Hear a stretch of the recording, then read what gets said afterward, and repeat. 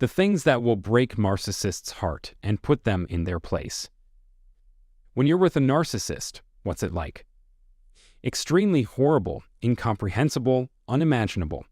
The first part is breathtakingly beautiful and all you could have hoped for. After that, what will happen? When it happens, I know I've arrived at the 7th tier of Hades. However, by that time, it is nearly impossible to discern what is happening. Victims begin telling themselves stories that are utterly warped. There must be something wrong with me. I am such a terrible person that even a monster can treat me terribly. I am useless, and so on. Is there any limit to how vicious and manipulative a narcissist can be? If at all, how far do you think this is the case? Methods to stay one step ahead of your oppressors and regain your sense of agency.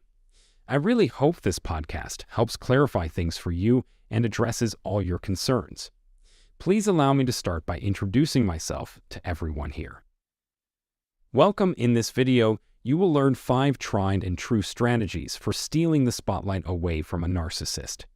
First, I'd want to know, when was the last time you tried to outsmart a narcissist? If yes, please detail what transpired and whether or not the outcome was satisfying. If you've made it through a tough experience, share your ideas in the comments to give other survivors some encouragement. The 5th one is going to be the most interesting and thought-provoking, so stick around for it. First, forget about your preconceived notions and concentrate on the narcissist's true characteristics. The greatest risk is the incompatibility of good and bad memories of the narcissist's company. You feel torn between knowing that a narcissist is a bad person and being drawn to them for the temporary relief they offer from your persistent suffering. You keep justifying the narcissistic behavior due to cognitive and emotional dissonance, and you cling to what I would consider hopeless due to a lack of other options. You believe that at their core they are good people despite their poor behavior. You have completely missed the point. It's possible that you could unknowingly gaslight yourself by giving the manipulator more chances than they warrant. This line of reasoning can be extremely perilous while co-parenting or in the middle of a code war. You can only break the spell if you stop trying to change them into someone they are not and start seeing them for who they truly are. Friendship, teamwork, open communication, and regard are all concepts they see no use in because they don't believe they can build upon or add to anything. They are blind to all of the possibilities here. Considering their track record, any attempt to make good on this pledge would be fruitless. The person that shocked and amazed you is the true one. Everyone else is only pretending to be them. Step back and take note of the cyclical nature of their interactions. Give yourself permission to have fun. Seeing how they went from angels to demons in an effort to keep you connected to them, and how every beautiful memory of your time together was tarnished by the abuse. While coming to terms with the truth might be painful, it can also lead to liberation. Once you realize they are a force that wishes you harm, you will always be in a stronger position. Don't be fooled by their nice attitude or real care. You can count on them to display the same heartless attitude in front of your kids as they do toward everyone else, as well as their potential cruelty in the midst of a code war. You'll have more control in the relationship and be better able to handle whatever they throw at you the more you can accept them for who they truly are. Remember that once you identify the narcissist, they can no longer harm you. Along with trauma bonding and traumatic events is a phenomenon called cognitive resonance. Second rule, respond to a narcissist with an answer, but no emotional response. What you need in terms of strength is already within you. Understanding their motivations and what they hope to achieve by appealing to your emotions will make you impervious to their influence. Once you make the connection and begin responding instead of reacting, the narcissist will no longer derive any pleasure from triggering you. If the person is a narcissist, you could have to read a spiteful message in which they lay all the blame on you and make you feel responsible for their troubles. You could respond to their need for a provider by becoming that provider for them. As a result of their demands, you feel compelled to offer an explanation for your actions. This is how you're lured farther into the spiral. Instead, you would scan the communication for the most relevant details before answering. For example, you may respond to one of them only if the conversation pertains to the children's pickup and drop-off times, while ignoring the other and archiving their texts as evidence. You owe it to yourself to cultivate emotional control and logical decision-making. When dealing with a narcissist, it's best not to let your emotions dictate your every move. Utilize your intelligence as a map that won't ever need to be changed. Narcissists who need a boost of motivation should remember that engaging their feelings is the way to go. Learn to rein in your emotions, and you'll become a narcissist's worst nightmare. Third, set firm limits that everyone adheres to. Please give me a chance to explain. Having no limits is the same as killing yourself. I understand how challenging it is to set limits with a narcissist, but it's in your best interest to do so. You need to do everything it takes to rein in this wild animal. A narcissist is a jerk and an asshole, therefore that's who you're dealing with. For if you cave to their demands, they will elongate a centimeter into a meter. If you give them an inch, they'll fill it with something else. If they can't respect your space, you just have to keep making them respect it. You're setting yourself up for a great deal of pain and difficulty. Do not assume that they will treat your dignity with respect. A narcissist will disappoint your expectations every time. Whether or if you decide to accept visitors, their safety is entirely at your discretion. They consistently turn up every day of the week, without regard for other people or their property. They will visit you at your home, make themselves at ease, and carry on as if nothing has changed since their last visit. Investigate the root cause of your boundary-setting difficulties. Understanding and treating the underlying problem is necessary for learning to say no and avoiding further interactions with the narcissist. Also, establish boundaries to make it clear what kinds of behavior you will and will not tolerate. For bad behavior, make them pay the price. You shouldn't be hesitant to take shortcuts. Considering forgiveness at this time is ridiculous. If you're divorcing and sharing custody of your children, make sure they know how to reach you and how often they can see the kids. Rule number 4, don't fall for their bait. This narcissist is turning up the volume on the blame game. By shifting blame to others, they are able to indulge their need to feel superior without having to take on any of the responsibilities themselves. If a narcissist accuses you of something, don't take it personally. Act as though it doesn't concern you to reject and deflect it. Their assumptions disclose the truth. They are projecting their own feelings of guilt and inadequacy onto you in an attempt to erase those feelings. That's a major cause for concern all by itself. People may not listen to your side of the story and instead focus on finding fault in you and your parenting techniques, or even making stuff up to make you look terrible. Prove them wrong by putting an emphasis on raising responsible children. Let them say whatever is on their mind because they have nothing to contribute.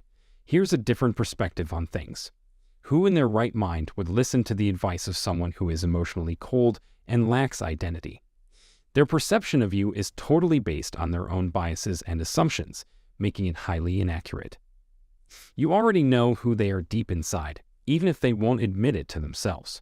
Expanding on the first premise, which is to accept them as they are, you'll be able to chuckle at their expense once you've defeated them. Last but not least is point number 5, which is also among the most crucial.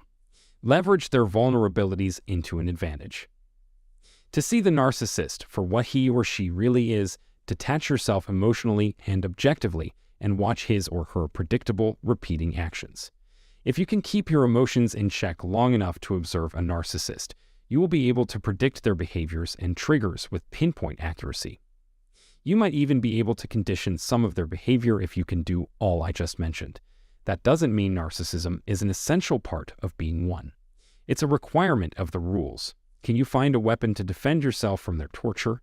Trying to take advantage of their insecurities, such as their need to present a pristine image to the world.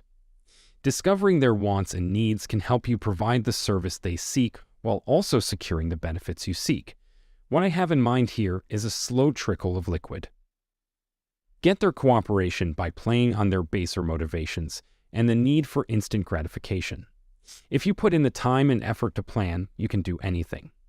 If I did this, would people label me a narcissist? Certainly not. You're doing this out of kindness and not with any malice in mind. You're only taking measures to ensure your safety in the event that the worst should happen. You're not doing them any harm by doing this. Realizing the truth, put another way, is the key to freedom. Strengthen your mental and emotional resolve. If you can change your expectations and play off of their traits, you can avoid being tortured. It's all there is room for right now. If you found this video to be informative, please let me know in the comments, and I'll see you in the next one. It's time to start making amends.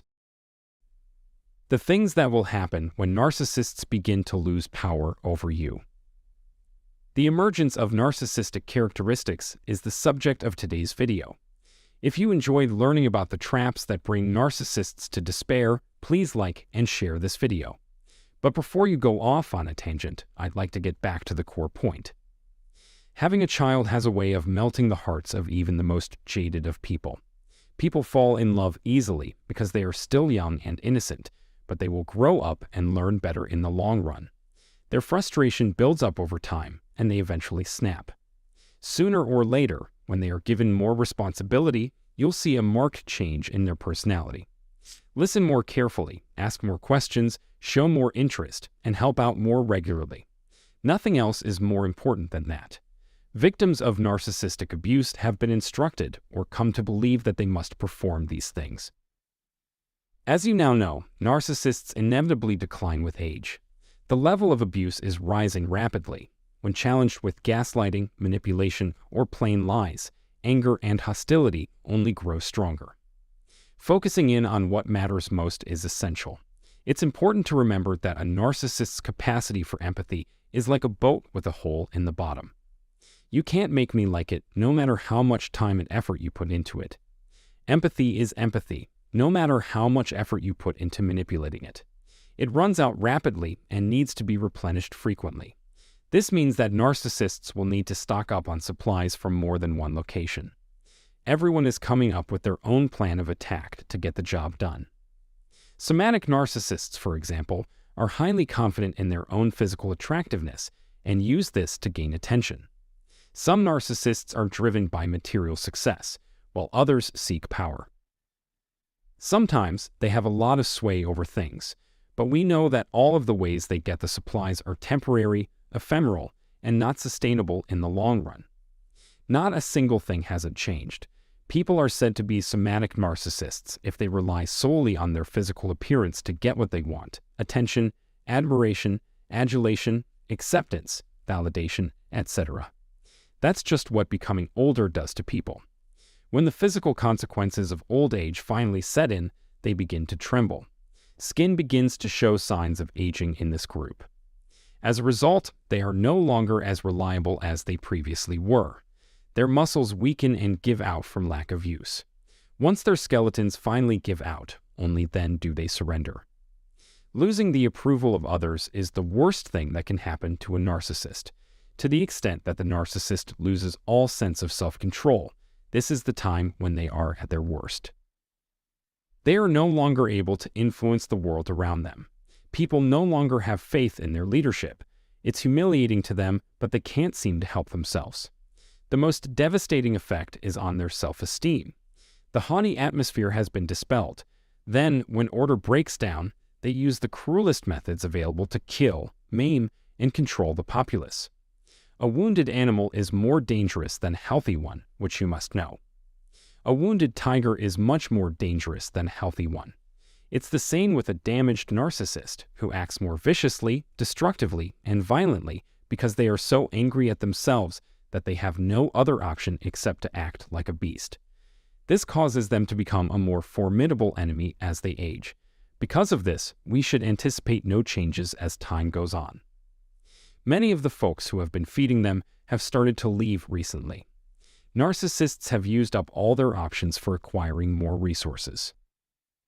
To cope, a narcissist may either hibernate, giving the appearance of having given up on life, or sink into a severe depression-like state in which they withdraw, isolate themselves, and act in ways that give the impression that they have given up. However, hibernation gives them a chance to recharge their energy levels and think forward to when they might need food or shelter again. Narcissists typically cling to material goods like money for a sense of immediate safety. If a narcissist goes into hibernation and accumulates a lot of wealth, they can use that wealth to influence other narcissists into positions of power. For example, Some narcissists who have previously stated they are not religious may come to embrace religion. They insisted that they started preaching about God, hell, and the hereafter so that they could build a large group of followers who would follow them wherever they went. The narcissist becomes the cult's new leader and immediately restores his or her position of power. As a result, they work to ensure nothing changes. Every one of these is a strategy for regaining part of their former stature in the community. This is what happens to the narcissist when they realize their old methods are useless. In the end, though, nothing helps. Because of their see-through nature, most people avoid them. They were wretched, powerless, and completely alone because everyone had abandoned them. Nobody did much to help them as the end of their time on Earth approached. Some narcissists I know have experienced this. From what I've heard, this is what happened. The narcissist acts as a container, connecting the many elements into a unified whole. Supplies are low, and they will do anything to get more. But as time goes on, individuals come to comprehend and master these methods, and they start to rely on them more and more. Their options as the world changes are to adopt a victim attitude and plunge into a despair, or to go into hibernation and re-emerge with novel supply tactics. Some narcissists, in an effort to feel powerful again, have sought out positions of authority in the religious, spiritual, academic, political, and professional spheres. The video I posted today was meant to be educational and stimulating. If you have anything to contribute, please do so in the comments area. Let healing take place in the meanwhile.